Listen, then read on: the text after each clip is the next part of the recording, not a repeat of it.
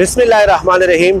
अस्सलाम वालेकुम नाजरीन, मैं हूँ जमशेद अंसारी। नाजरीन, ये बात अब अज़हर मिनश शम्स है और बिल्कुल एक हकीकत के तौर पे हमारे सामने आ चुकी है कि गुज़श्ता 2-3 दाइयों से जो हमारे हुक्मरान रहे हैं, उन्होंने हर इदारे में अपने वफादार और हिमायतियों को तैनात किया है और ये फ़लसफ़ा भी किसी से बिल्कुल अब मख्फी नहीं रहा कि मुख्तलिफ इदारों में आला पोजीशंस पे अपने वफादारों और हिमायतियों को क्यों तैनात किया जाता है।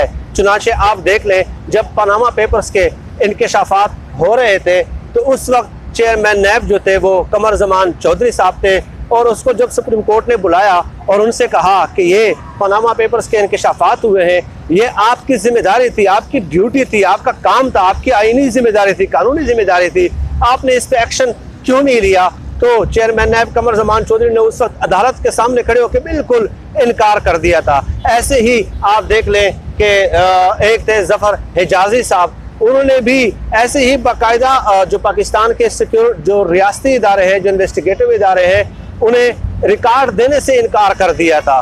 ठीक है, तो यही चीज़ होती है कि जब मुख्तलिफ इदारों में, और इस तरह आप मीडिया में देख लें कि मुख्तलिफ उन्होंने हिमायती किस लिए तैनात किए हैं कि उनके करप्शन के मामले पे लोगों को कंफ्यूज किया जाए और ये कहा जाए कि देखें जी फलां का भी एहतसाब नहीं हो रहा, फलां का भी एहतसाब नहीं हो रहा, इतने साल हो गए, ये रिमार्क्स आ रहे हैं।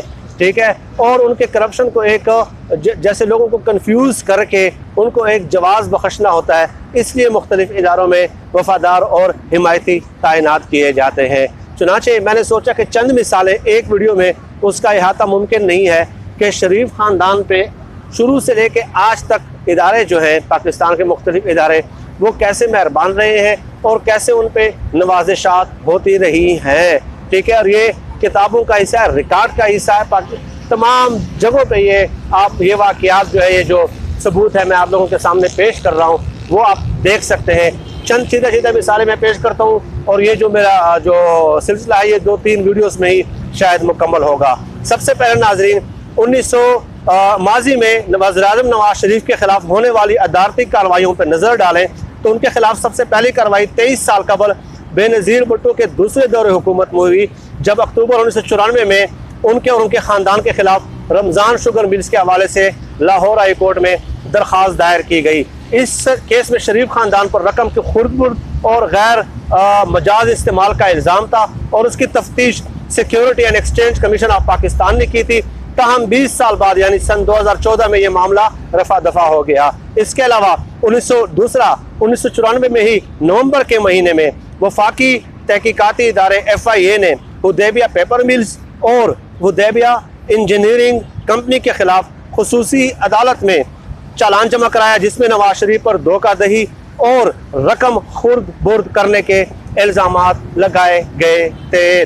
3 साल बाद जून 1997 में नवाज शरीफ ने, जो उस वक्त के मुल्क के वज़ीर-ए-आज़म बन चुके थे, लाहौर हाई कोर्ट में इन दोनों मुकदमों से मुतालिक रिट पिटिशंस इस इस्तेदा के साथ जमा कराई कि FIA के दोनों चालानों को खारिज कर दिया जाए। चुनांचे लाहौर हाई कोर्ट ने यह दरख्वास्त मंजूर कर ली और ये जो है ना, और वो केस जो है वो ख़त्म कर दिया और FIA ने फिर उस फैसले के खिलाफ कोई अपील भी दायर नहीं की। ये 2 मिसालें मैंने आप लोगों के सामने पेश की।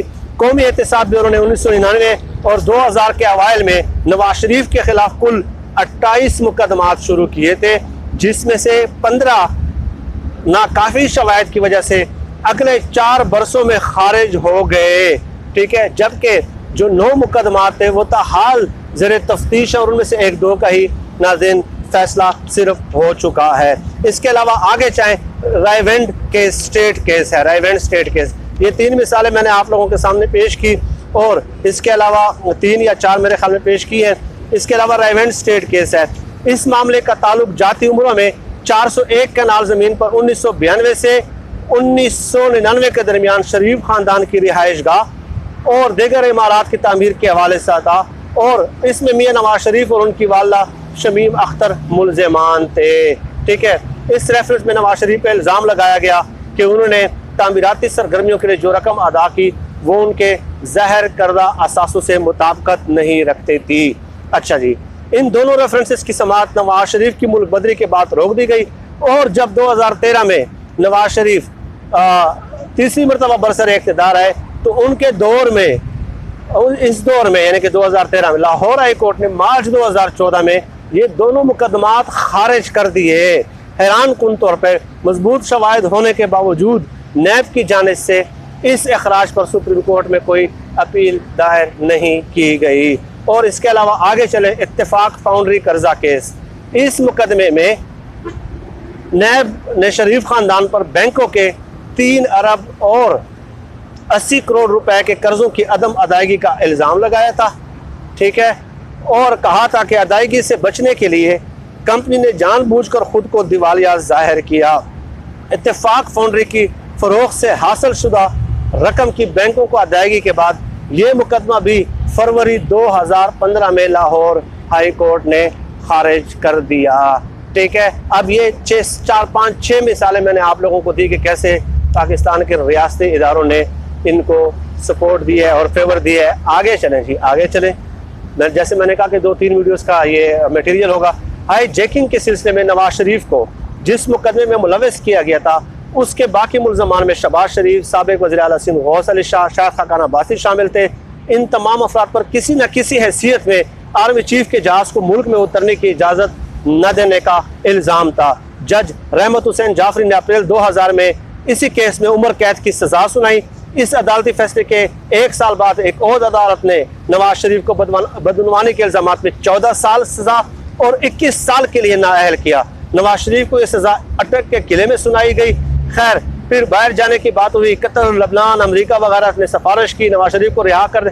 खैर, किस्सा मुख्तसर, मामला तय होते ही रस्मी कार्रवाई के तौर पर शरीफ फैमिली की तरफ से रफ़ीक तारड़ को एक दरख्वास्त इरसाल की गई कि कानून के तहत किसी भी मुलजिम को सज़ा को सदर ही ख़त्म कर सकता है, लिहाजा ये फरीज़ा भी सदर रफ़ीक तारड़ साहब ने अंजाम दिया। और इस तरह वो जो 3-4 ये एक ही केस में हाईजैकिंग के मुकदमे में मैंने आप लोगों को सज़ाएँ बताई वो भी ख़त्म हो गई जो रियासती इदारों की तरफ से उन पे केसेस बनाए गए थे। इसके अलावा आगे चले, 8 अप्रैल 1993 सदर ग़ुलाम इसाक़ खान ने नवाज शरीफ की हुकूमत बरतरफ की और असम्बली तोड़ दी।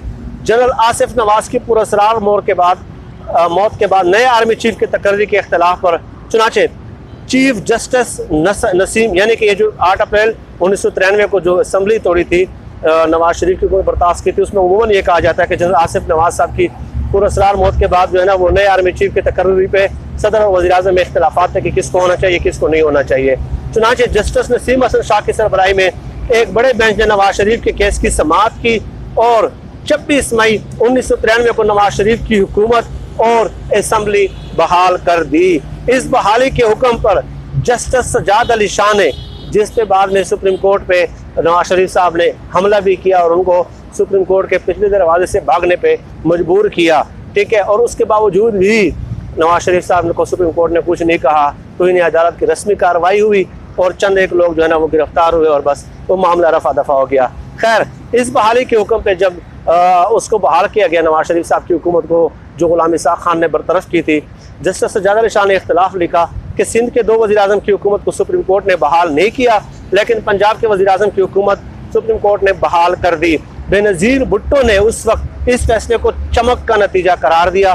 माल रोड पर एक जुलूस भी निकाला गया जिसमें एक बच्चे को चीफ जस्टिस नसीम हसन शाह के रूप में पेश किया गया, सर पर टोपी और हाथ में ब्रीफकेस। बहरहाल इस पे बात की जा सकती है कि बेनज़ीर भुट्टो का यह अमल उनके शान शान था या नहीं था, लेकिन यहाँ पे बताना सिर्फ इतना मकसूद था कि सुप्रीम कोर्ट ने 2 बार नवाज शरीफ साहब की हुकूमत बहाल की और 2 बार उस वक्त पीपल्स पार्टी की हुकूमत बहाल नहीं की थी। और इससे भी आगे चले, इससे आगे चलते हैं। बेनज़ीर भुट्टो की कोशिशों से पीपल्स पार्टी की तरफ से ताल्लुक़ रखने वाले फारूक लगारी 13 नवंबर 1993 को पाकिस्तान के सदर बन गए।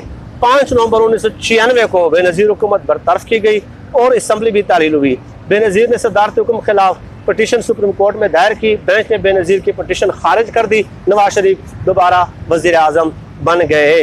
इससे भी आगे चलते जाए नाज़रीन कि मैंने आप लोगों को बताया था कि उसकी किताब है क्या नाम है, चौधरी शुजात हुसैन साहब के सच तो ये है कि उसमें वो कहते हैं कि कैसे नवाज शरीफ साहब ने बेडरूम के नीचे चीफ जस्टिस ऑफ पाकिस्तान के टेलीफोन वगैरह वो टेप करते रहे, रिकॉर्डिंग डिवाइसेस वगैरह रखी थी, ठीक है, जो कि हर लिहाज से गैर कानूनी और गैर अखलाकी हरकत थी।